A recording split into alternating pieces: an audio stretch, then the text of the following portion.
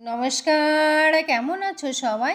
আমি নমিতা। আমার একটা নতুন ব্লগে সবাইকে স্বাগত। বাড়ি গৃহিণী রান্না করবে, মশলা রিফিল করবে না, তাই কি আর হয় বলো? আমরা মেয়েরা কিন্তু যে কোনো পরিস্থিতি কিন্তু মানিয়ে নিতে পারি। আমরা মেয়েরা কিন্তু সহানুভূতি চাই না, তবু মনের মধ্যে যে অনেক কষ্ট লুকিয়ে থাকে না, সেগুলো কিন্তু একটু বলে হালকা হওয়া, আর কিছুই না। মনের মধ্যে যে কষ্টগুলো চেপে থাকে, সেই কষ্টগুলোর মধ্যে একটু স্বস্তির নিঃশ্বাস ফেলা, সেটাই, আর কিছুই নয়। যাই হোক, তো কেন বললাম নিশ্চয়ই অনেকে বুঝতে পেরেছো। তো যাই, আর মোষটা দেখো রিফিল করাও হয়ে গেছে। আর আমার যে নিরামিষ কৌটো, আমিষ কৌটো দুটো আছে। আর এটা কিন্তু আজকে নিরামিষ কৌটোটাই নিয়েছিলাম। আজকে যেহেতু নিরামিষ রান্না করেছি, সকালে একটু ডালিয়া করেছিলাম, মানে সকালের টিফিনে। বর ডালিয়া খুব একটা পছন্দ করে না, কিন্তু মাঝে মাঝে করতে হয়, একটু শর্টকাটে হয়ে যায় আর কি, খুব মানে বেশি সময় লাগে না। যাই হোক, সবজি দিয়ে করি, আর মাখানাটা তখনই দিই আর কি, যাতে মাখানার মতো ঘি দিয়ে ভাজা থাকে। তো বর এমনিই খায় আর কি বিকেলে। তো সেটাই একটু মাখানটা দিলাম, যাতে একটু ঘি গন্ধটা ছড়ায়, খাওয়া হয়ে যায়। আমি সোজা দোতলায় চলে গেছিলাম, দোতলাটা মোছা হয়ে গেছে, অফ ক্যামেরায় মুছে নিয়েছি পুরোটা। তো পুরো মোছা দেখানো তো আর সম্ভব না। তো দেখো, মোছা পুরো ঘরটা কিন্তু আমি অফ ক্যামেরা মুছে নিয়েছি।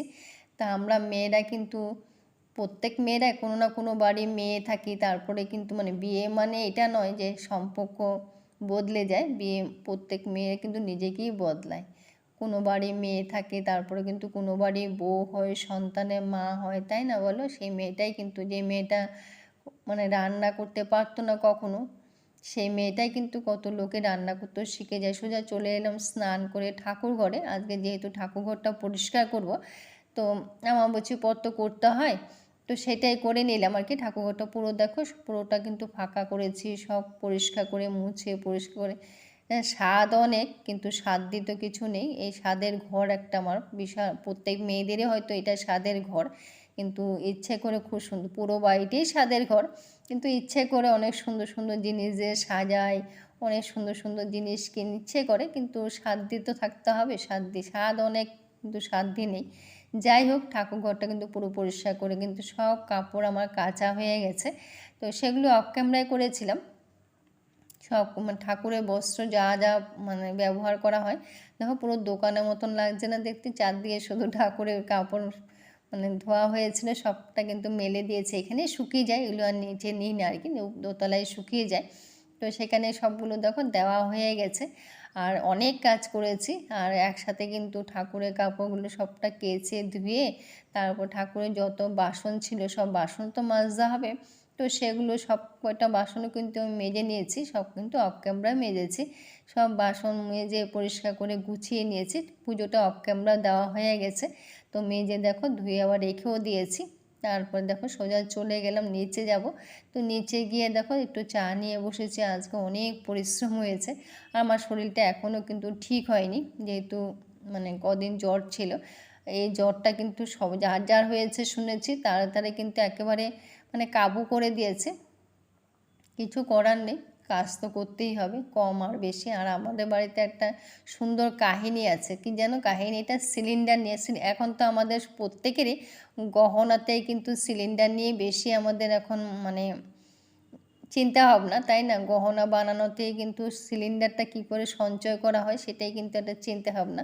যাই হোক, আমার কিন্তু শেষ হওয়ার আগে আমি বলে দিয়েছিলাম বাড়িতে, যেহেতু ছেলে এটা অনলাইনে অর্ডার করে, তো মানে বুক করে আর কি। তো সে ওকে আমি বলে দিয়েছি সিলিন্ডার শেষ হয়ে মানে ফুরিয়ে গেছে।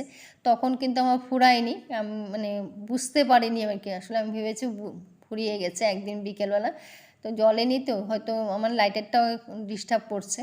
তা আমি ভাবলাম ফুরিয়ে গেছে। তো ছেলে বলতেই কিন্তু অনলাইনে বুক করেও দিয়েছে, আর দুদিন পরে কিন্তু সিলিন্ডার চলেও এসছে। আমার ফাঁকা সিলিন্ডার তখন হয়নি, বাধ্য হয়ে পাশের একজন মানে যে একজন থেকে ফাঁকা সিলিন্ডার নিয়ে দেখো তিনটে সিলিন্ডার বাড়িতে।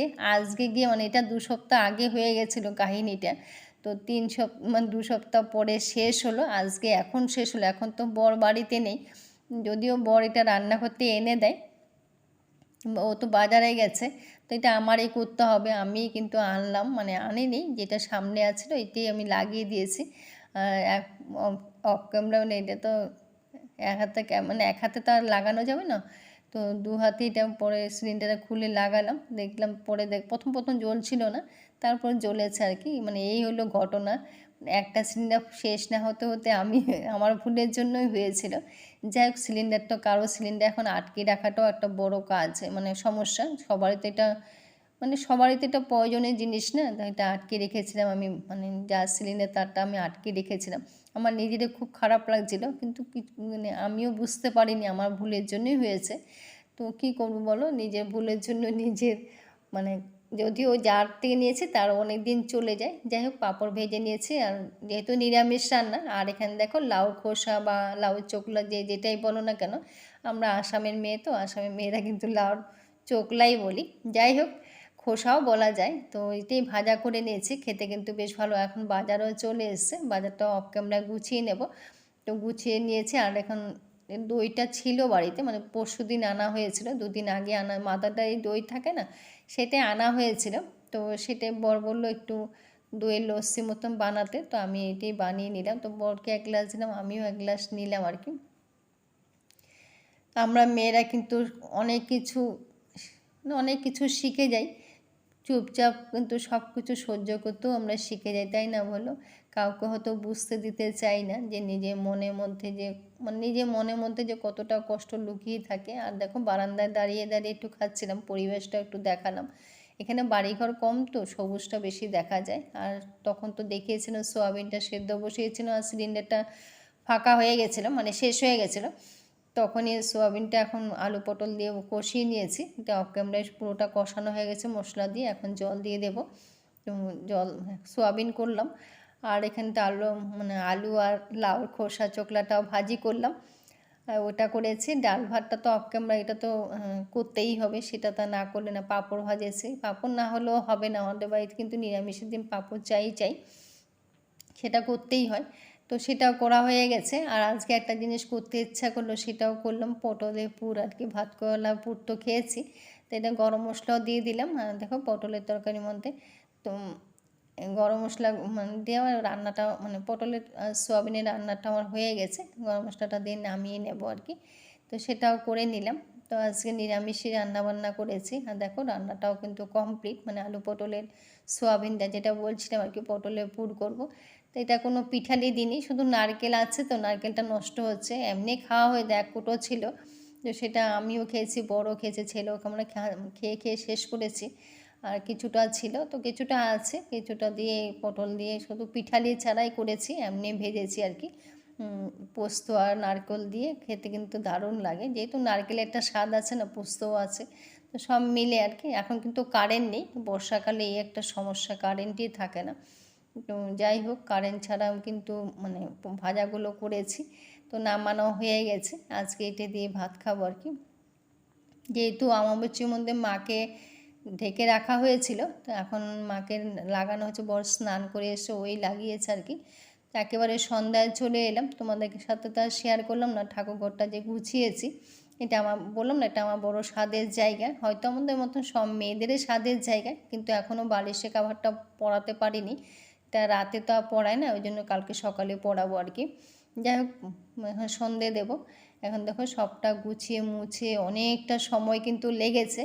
ঘরটা বড়, বললাম না, স্বাদ অনেক, কিন্তু ইচ্ছে করে একটু সাজাতে, অনেক জিনিসপত্র কিনতে, একটু ফুল কিনতে ইচ্ছা করে, কিন্তু ইচ্ছে থাকলে তার হবে না, স্বাদ দিয়ে তো লাগবে, তাই না বলো? যাই হোক, এখানে দেখো বেলপাতাটা, 5 পাতা বেলপাতা, এটা কিন্তু আমার, যদিও বেল গাছ আছে কিন্তু আমার গাছের নয়, এটা আমাকে গিফট করেছে আমার জেঠি শাশুড়ি, উনি এখন বেঁচে নেই, ওনার স্মৃতিটাই থেকে গেছে আর কি। যাই হোক, দেখলে ওনার কথা মনে পড়ে, উনি আমাকে প্রচুর প্রচুর ভালোবাসতেন, ভালোবাসা প্রচুর পেয়েছি। যাই হোক, সবটা কিন্তু মুছে, মানে অফ ক্যামেরায় কিন্তু সব মুছে পরিষ্কার করেছি, কিন্তু ঠাকুরঘরটা করতে তো হয়, সবাই আমরা করেছি। তো পরিষ্কার করা হয়ে গেছে, এখন সন্ধ্যা দেব।